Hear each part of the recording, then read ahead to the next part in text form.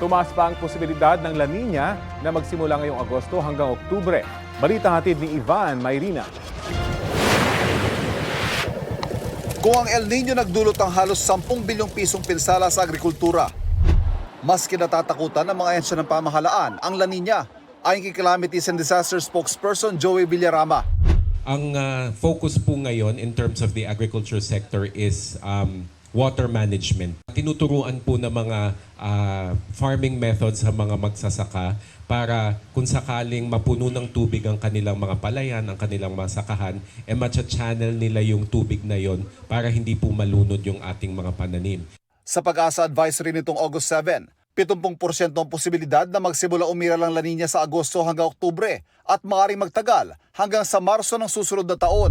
Ibig sabihin, posibleng maging mas malalakas sa pagulan at mga bagyo na mararanasan hanggang sa unang bahagi ng taong 2025. Kaya minamadali ang ilang proyekto para sa water impounding system tulad ng mga dam.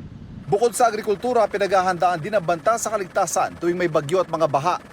Pinaiigting ang ugnayan ng Department of Agriculture at Department of Health sa pagtutok sa banta ng La Nina sa kalusugan ng mga tao at mga hayop. Lalo't sabi ng DA, dahil sa mga pagbaha, kaya dumami ang mga kaso ng African Swine Fever. Panawagan ng Samahang Industriya ng Agrikultura o SINAG, tutukan ng mga checkpoint at bakunahan kontra ASF bago pumasok ang La Nina. Ang importante is yung biosecurity and yung checkpoint natin dapat ayusin and bantayan yung pag-transport ng mga baboy sa other places. If magiging aggravating factor ang bagyo, ang pagbabaha, ang ulan sa pagkalat ng disease, whether sa livestock, sa mga hayop o sa mga tao, definitely pag-uusapan yan. Sa Dam and Flood Conference kamakailan, nagkasundo mga ahensya na paigtingin ng early warning systems, ang paggamit ng communication channel sa pagpapakawala ng tubig ng mga dam, at ang mas aktibong papel ng mga LGU sa pagpapalaganap ng impormasyon.